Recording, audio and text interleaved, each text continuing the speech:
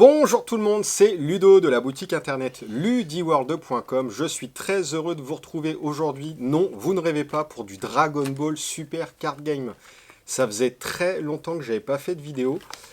Pour être franc avec vous, moi je ne joue plus aux jeux en construit. Voilà, moi je teste beaucoup de jeux, ça va, ça vient, etc. C'est un excellent jeu, il n'y a pas de souci, mais bon, on peut pas jouer à tout. J'ai la chance de pouvoir organiser des tournois, donc du coup je suis quand même encore dans le jeu, je fais quelques petites parties de temps en temps. Mais voilà, et il y avait une extension que j'attendais tout particulièrement, c'est justement celle-ci. Donc c'est Divine Multiverse, c'est l'expansion Booster 02. C'est un petit booster, enfin une série un petit peu one-shot qui vient s'intercaler entre deux plus grosses séries. Là en l'occurrence la BT9 qui est déjà sortie il y a 2 mois peut-être, et la BT10 qui sortira début juillet. C'est une extension donc one shot, annexe, autonome, et la particularité c'est qu'elle est entièrement designée pour jouer en scellé et en draft de manière vraiment bien optimisée.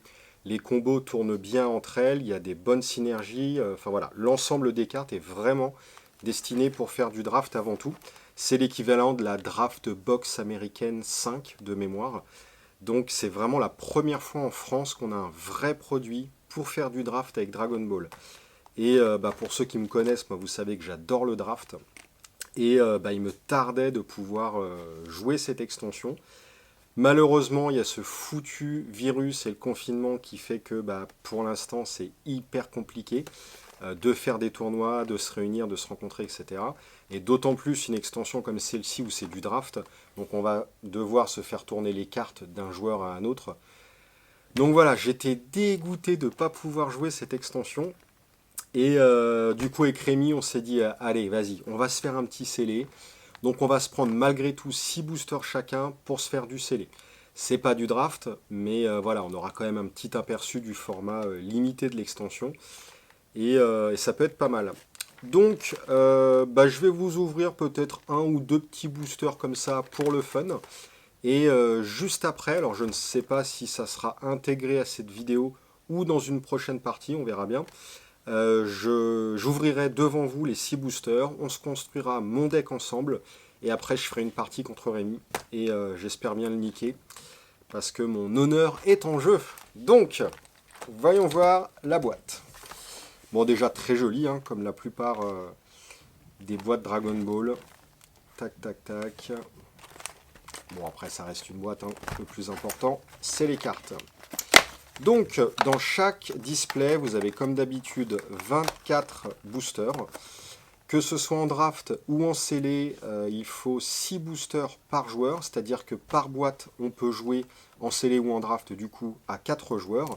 Et le truc qui est vraiment très très bien, c'est qu'ils ont mis des leaders spéciaux pour jouer en format limité, et vous en avez 4 dans la boîte. Donc, vous avez la petite pochette avec les 4 leaders. Donc c'est le leader Zeno, qui est, j'aime bien ce personnage-là. Bon, j'ai pas vu Dragon Ball Super, toujours pas, mais j'ai vu ce personnage-là au travers de différentes cartes depuis le début de DBS, et j'aime bien la tronche qu'il a.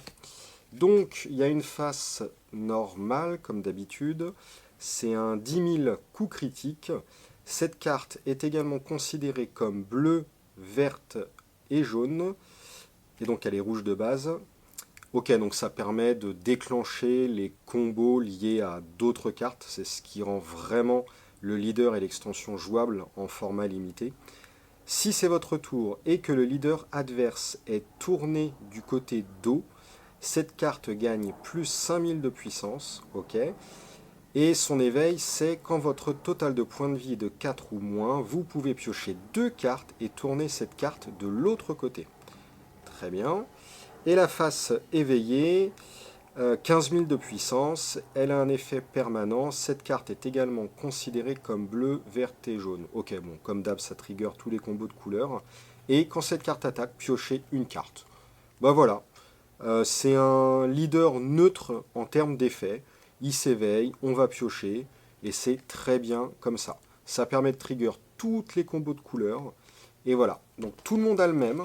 Et ça, moi, je trouve ça très bien. C'est ce qui permet de bien faire de la compétition en format limité, en ayant sans avoir de disparité entre les joueurs. Parce que c'est vrai que des fois, Il y a des leaders qui sont beaucoup plus forts que d'autres et il suffit que vous ayez dans votre tirage des trucs un peu trop fumés par rapport à d'autres pour que vous ayez un avantage. Donc, eh ben, on va s'ouvrir un petit booster quand même pour la forme, histoire qu'on commence à voir les cartes. Mais voilà, j'ouvrirai mes 6 boosters pour mon scellé juste après, en espérant que je ne galère pas trop à construire. Hop.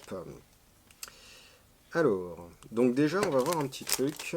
Combien il y a de cartes? Il y a 177 cartes. 60 communes, 45 unco, 36 rares, 26 SR, 12 Destroyer and Angel Rare. Bon, ils ont toujours des raretés un peu bizarroïdes, mais bon, pourquoi pas. Alors, je crois qu'il y a un truc qui est pas mal dans cette extension, c'est l'aspect un peu foil des cartes. Alors, je sais pas si on le verra bien en vidéo, mais c'est hyper brillant, c'est vraiment très joli. Les cartes, elles sont ultra épaisses par rapport à d'habitude. Je crois que cette série-là a été imprimée au Japon. Et c'est peut-être pour ça. C'est vraiment un peu différent d'habitude.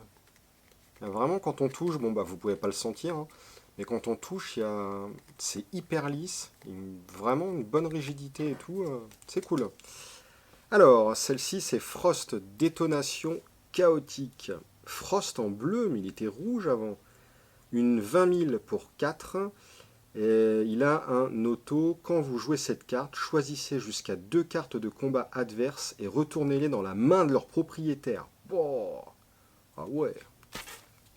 Bon, je sais pas du tout dans le méta actuel si c'est fort, mais là, à voir comme ça, c'est vraiment fort. Hein. Roselle, elle, de l'univers 9, ça coûte 1, c'est pas cher. 5000 de force. Auto, quand vous jouez cette carte, choisissez jusqu'à 2 cartes de combat adverse avec des coups d'énergie de 3 ou moins et passez-les en mode inertie. Ah ouais, c'est plutôt pas mal. Lilibelle, envol exacteur, ça coûte 2, 15 000. Quand cette carte attaque ou quitte votre zone de combat via une capacité, regardez jusqu'à 3 cartes du dessus du deck de votre adversaire et replacez-les dans l'ordre de votre choix. Ça, c'est méchant. Quand cette carte attaque ou quitte votre zone de combat. Ok, donc en plus, ouais, si elle ne meurt pas, elle peut le faire plusieurs fois. Hein. Ok, c'est pas mal ce type d'effet. Bolarator, combattant bionique. Ça coûte 2, c'est de couleur noire, 15 000 en force. C'est un effet contre-attaque qui est annuler l'attaque. Donc déjà ça c'est cool. Jouez cette carte, choisissez jusqu'à une carte de combat adverse avec un coût d'énergie de 1 et transférez-la dans la dimension parallèle de son propriétaire. Bah c'est pas mal. Pour 2 vous avez une 15 000, ça contre une attaque et en plus vous dégagez une carte qui coûte 1. Bon c'est toujours ça de prix. Hein. Sankaku et pas Sangoku, domination de la demoiselle. Pour 2, c'est une 10 000. Elle a 2 autos. Quand vous jouez cette carte, choisissez jusqu'à une carte de combat adverse avec un coût d'énergie de 2 ou moins et mettez-la KO. Et le deuxième auto, quand cette carte quitte votre zone de combat via une capacité adverse ou est mise KO, choisissez jusqu'à une carte de combat verte avec un coût d'énergie de 1 dans votre zone de dispersion, annulez ses capacités pour toute la durée du tour et jouez-la. Ah ouais, on ressuscite une carte. Mais quand celle-ci meurt en gros.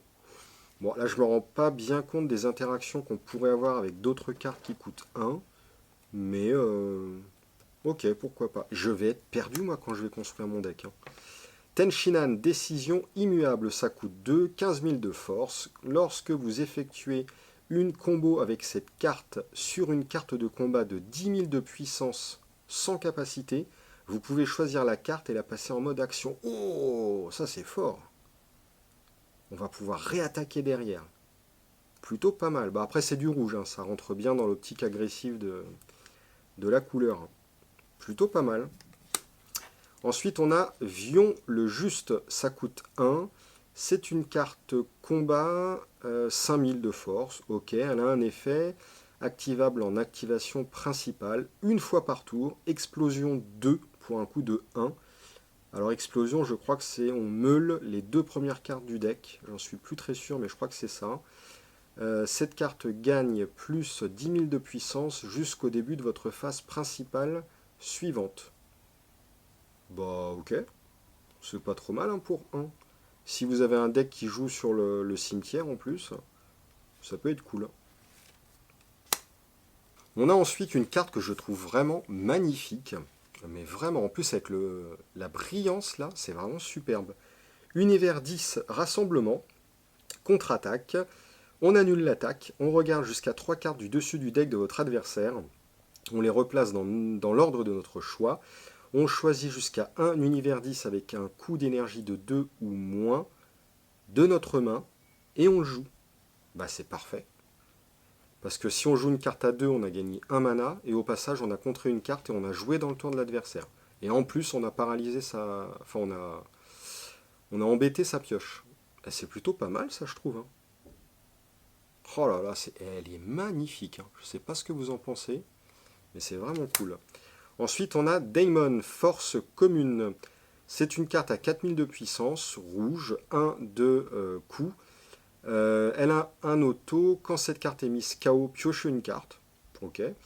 Activation principale une fois par tour. Si vous avez une carte de combat sans capacité avec un coût d'énergie de 1 en jeu, cette carte gagne plus 11 000 de puissance pour toute la durée du tour. Mais c'est bien ça.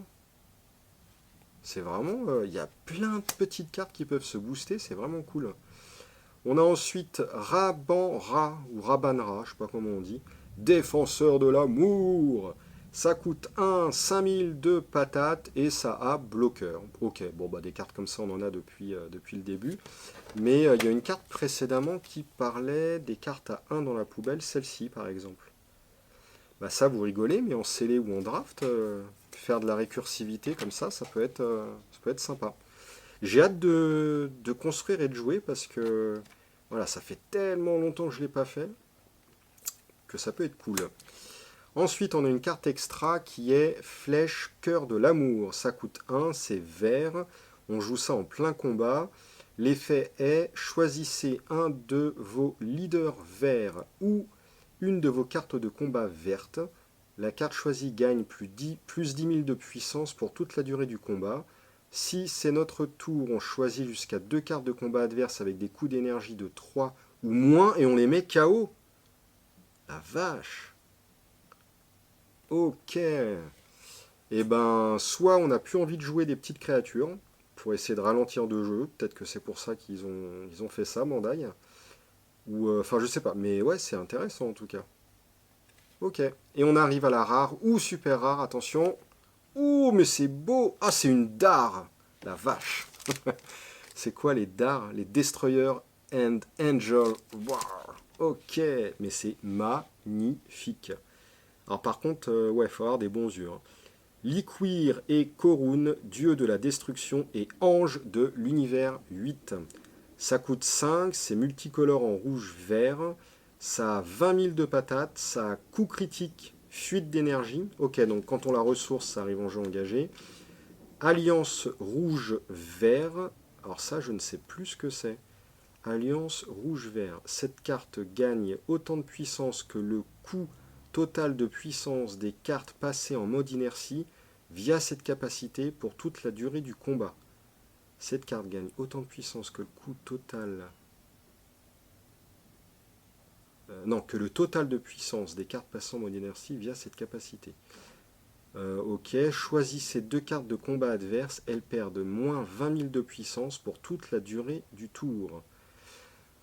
Ok, donc si j'ai bien compris, on va engager des bêtes à soie rouge ou vert. Elle va être boostée en force de la puissance des bêtes qu'on a engagées en tant qu'alliance. Et l'effet réel de la carte, c'est de faire perdre moins 20 000 à 2 bêtes en face. Je pense que c'est ça. Bon, n'hésitez pas à me corriger. Et en effet permanent, si votre leader est rouge, ça sera le cas du coup en scellé ou en draft, et que vous avez des cartes de combat rouges ou vertes en jeu, réduisez de 2 le coût d'énergie de cette carte dans votre main. Donc elle passerait à 3, et là pour le coup c'est plutôt pas mal. Pour une coup critique, c'est assez intéressant. Ok, bah j'aimerais juste être sûr de l'effet Alliance rouge-vert. Mais bon, pour moi, je pense que c'est ça. Ok, bah écoutez, ça fait super plaisir d'ouvrir un petit booster. Je vais repasser hop sur la caméra principale. J'espère que ça vous a fait plaisir. Et puis bah, je vous donne rendez-vous soit tout de suite après, soit dans la toute prochaine vidéo pour, bah tenez, regardez. Je vais commencer à prendre 1, 2, 3, 4, 5, 6 boosters. On va se construire un deck et puis bah, on se fera une partie juste après. Bah, merci d'avoir regardé la vidéo. Je vous rappelle, si vous ne l'avez pas vu, il y a une promo en ce moment avec un code promo, je ne sais plus, vous irez voir sur Facebook, pour avoir un pack GE3 gratos dès 25 € d'achat. Du coup, bah, si vous aimez bien DBS, profitez-en. Allez, merci tout le monde et puis à la prochaine. Salut, salut! Alors, figurez-vous, je suis dégoûté. Je viens d'ouvrir les 6 boosters. Je viens de vous passer en revue toutes les cartes. Je viens de pseudo-construire un deck en éliminant les cartes que j'estimais pas intéressantes, j'avais pas envie de jouer. Des cartes, alors c'est celle-ci d'ailleurs, les cartes pas intéressantes. Celle-ci j'hésitais encore plus. Elles ont failli rentrer dans le deck. Peut-être qu'elles rentreront d'ailleurs dans le deck. Là je suis à 43 cartes, il me reste 3 cartes à virer et j'hésite vraiment sur celle-ci. Mais figurez-vous que toute cette vidéo n'a pas été enregistrée. Je suis dégoûté. 6 boosters que j'ai ouverts dans le vent sans les ouvrir avec vous. Alors en plus, ça faisait des lustres que j'avais pas ouvert de booster. J'avais quelques points de règle, notamment l'explosion, le déflexion, etc. Je m'en souvenais plus bien. Donc la lecture avait été mais laborieuse. J'ai bugué sur certaines cartes. Enfin franchement, vous auriez rigolé à l'ouverture de la vidéo.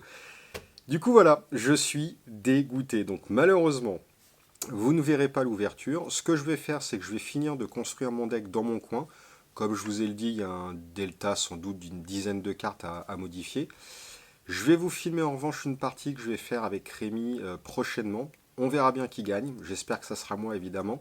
Et par contre, après la partie, quand j'aurai le deck un petit peu plus dans les pattes, on reviendra éventuellement ensemble pour regarder ce qui n'allait pas, ce que j'aurais pu virer et incorporer à la place parce que je pense qu'il y aura des corrections à faire. Voilà, voilà. Eh bien écoutez, je suis vraiment dégoûté. À très vite et puis la fin de mon dossier, enfin la suite de mon dossier de Netrunner arrivera prochainement, ne vous en faites pas. Des bisous à tous, merci beaucoup, salut salut.